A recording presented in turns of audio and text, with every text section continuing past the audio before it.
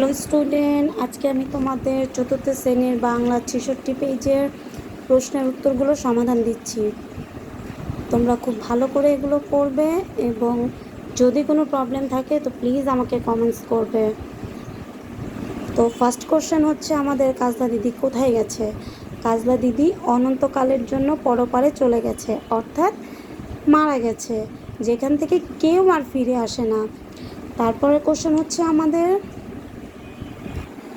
Next question হচ্ছে কখন কাজলা দিদির কথা বেশি মনে পড়ে?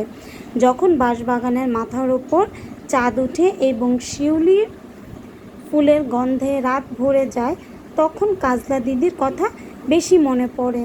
তারপরের প্রশ্নটা হচ্ছে কাজলা দিদির কথা উঠলে মা আঁচল দিয়ে মুখ ঢাকেন কেন?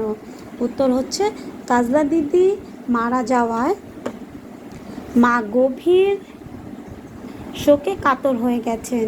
দিদির কথা উঠলে মায়ের চোখে জল চলে আসে, তাই মা চোখের জল লুকাতে কাজলা আঁচল দিয়ে মুখ ঢাকেন।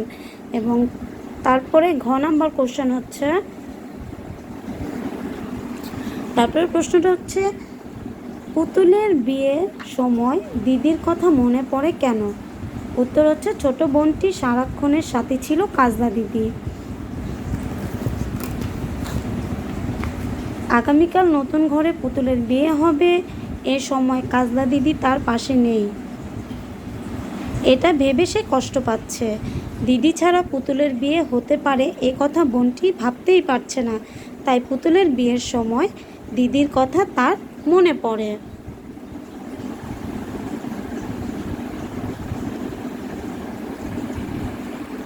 কমন নাম্বারটা হচ্ছে আমিও নাই দিদিও নাই কেমন মজা হবে, এই কথা দিয়ে কি বোঝানো হয়েছে? উত্তর হচ্ছে ছোট মেয়েটির দিদি হারিয়ে যাওয়াকে মজার খেলা মনে করেছে। তার ধারণা দিদি কোথাও লুকিয়ে আছে, কিন্তু মা তাকে বলছেন না, তাই সে অভিমান করে তার মাকে এই কথাগুলো বলে মনের ক্ষোভ প্রকাশ করছে। সে ভাবছে দিদির মতো সে যদি লুকিয়ে থাকে তাহলে বেশি মজা হবে।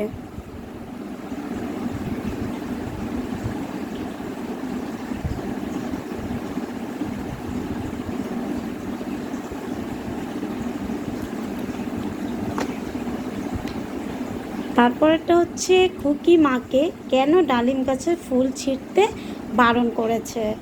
উত্তর হচ্ছে খুকির দিদি ফুল পাখি ভালোবাসত, শিউলি গাছের তলায় ভুঁই চাপাতে ভরে গেছে। পুকুর থেকে জল আনার সময় মা ভুল করে পায়ে মারিয়ে ফুল নষ্ট করতে পারেন, এই জন্য শিউলি ফুলের গাছের নিচে সাবধানে যেতে বলেছেন। এই হচ্ছে আজকে আমাদের বাংলা ৬৬ পেজের প্রশ্নের সমাধানগুলো। তোমরা ভালো করে এটা মুখস্থ করবে। ওকে, আল্লাহ হাফেজ।